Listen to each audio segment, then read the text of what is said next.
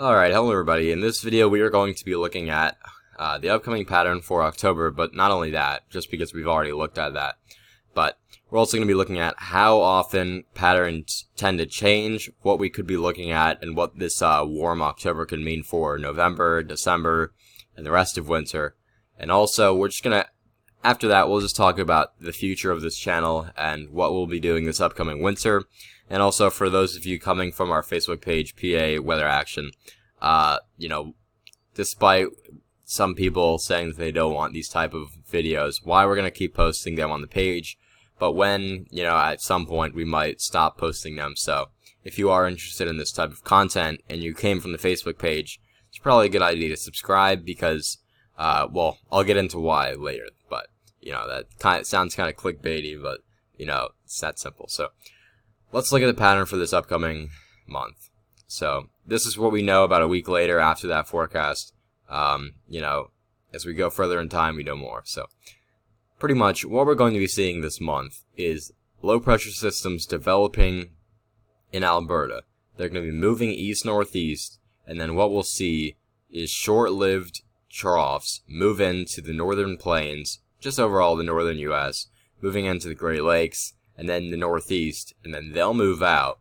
And as we see, they'll move out, a ridge is going to move in behind it. We get another storm developing in, up in Canada, central Canada. That'll continue to move east-northeast. We see this trough come in behind it, and that builds into the eastern U.S. But as you can see, it's just not a deep trough. We're not going to be seeing far below average temperatures due to these. And then, lo and behold, another storm in Alberta, and then that moves, that moves east-northeast, and then we see another pretty shallow trough move in. So let's look at the GEFS as far as temperature anomalies. So as you can see, this is the pattern change that we discussed. This is going to be the next few days. By Monday, parts of the eastern U.S. could already be seeing average temperatures once again, so it's going to be a pretty short-lived, bout of below average temperatures this upcoming weekend. But in the western U.S., that's where really the pattern change is, is really sticking out, just because they've been seeing cooler than normal temps for a while. But now, as you can see, it's pretty much flipped. So this is moving into early next week. So, and then suddenly, by the time 10 days, so we're not getting into mid-October, as you can see, much of the U.S. now is seeing above average temps, and then really, we do have this small area in the northeast seeing below average temps, slightly below average temps, but for the most part, it's just going to be much of the south, the southern 2/3 of the U.S. will be seeing below average or above average temperatures this month, just because these troughs, thanks to these storms up in Canada, are just not going to be deep enough to make it to the or impact the pattern of any of these areas down in the southern U.S. So it's going to be more of a zonal pattern. It's going to be a pretty warm pattern down in the southern U.S. So that's why we will be seeing a pretty warm month of October for the U.S. overall, for the lower 48. So now let's get into what this could mean for this upcoming winter and how often patterns tend to change. So let's look at last winter, for example, last fall and winter. So last October, as you can see, we pretty much had below average temperatures in the northern plains, central plains, above average temps in the southeast. Moving into November, much of the east now saw well below average to below average temps. The west saw above average or about average. Moving in December, suddenly we're seeing the exact opposite.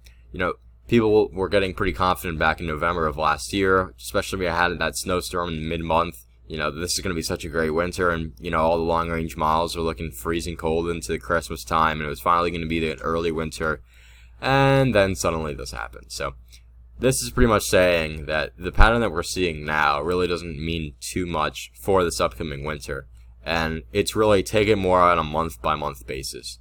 Just because we're seeing widespread above average temperatures now and this type of pattern doesn't mean at all that we're going to be seeing that this upcoming winter. And this is just to show how fast and, how fast the patterns do tend to change. January of last winter, much of the U.S. saw above average, but we did see a small area below average temps in the Great Lakes and Northeast. February, this was, this definitely has more of a La Nina look in the Southeast, just because there's so many the unfavorable teleconnections. The SOI was so far negative so often. Just looked like a La Nina so much of the winter. So we even had some southeast ridging last winter. But then, you know, by the time we got to March, much of the U.S. was back to below average temps. So, you know, this is pretty much to say that patterns tend to change, you know, every month to month and a half. So if, you know, we've been seeing below average temps in the west, above average temps in the east for the past month or so. Now we're shifting into more of a widespread warmth pattern in much of the U.S. You know, despite some swings in the northern U.S., some below average temperatures in the northeast and northwest, you know, this October is going to end above average for much of the U.S. But moving into December, you know, just due to this pattern, now we don't know who's going to be the winners and losers, but I would say, and this isn't even based on long range models, because, you know, I just don't really put much trust at all in CFS or the Euro monthlies, or even the Euro weeklies beyond like 3 weeks. It's just not much of a point in you know, in reality. But I would say in November, if we do see a pattern change, it'll probably be in about early November, maybe late October, early November, and, you know, if it would make sense to shift to more of a below average temperature regime in the east and central plains, and then warmth out west. But then by December, that could flip, or we just could see about normal temperatures. But if it does flip, that would go with our winter outlook. Say by, you know, I feel like this has just been the recurring theme in the past few winters, where we see a warm December, and then everybody's like, well, the winter's coming in after New Year's. And then, you know, last winter got pushed back a little, but say the pattern does shift again in January. We see January about average to below average, and then February below average. We don't know about March, although the analogs did suggest that, you know, the winter could be pretty long-lived this upcoming season. So this is pretty much saying that don't put too much stock in this month and how it could impact the winter. You know, just because it's going to be a warm month doesn't mean it's going to be a warm winter. So now let's get into what we will be doing on this YouTube channel for the upcoming winter. So pretty much we're going to have discussions every single week during the winter on the latest storms, the latest patterns, the latest pretty much everything. You know, we're going to have snowfall forecasts for much of the eastern U.S., central U.S., you know. But I will say that if there's a snowstorm out in the Rockies, if there's a snowstorm in the middle of nowhere in the northern plains, the central plains, just areas that we don't really have too many fans in yet, and there isn't much potential just due to low population, we probably won't put too many forecasts out, that is. But, yeah, so, and as far as the Facebook page, PA Weather Action, I'm sure many of you on this, on the channel have come from that page. So I see a lot of people are saying, well, you know, I'd rather read. Well, it's as simple as we really wouldn't be typing articles similar to these videos just because it's not what we do, and there is so much more potential here on YouTube to reach more people that aren't from our channel.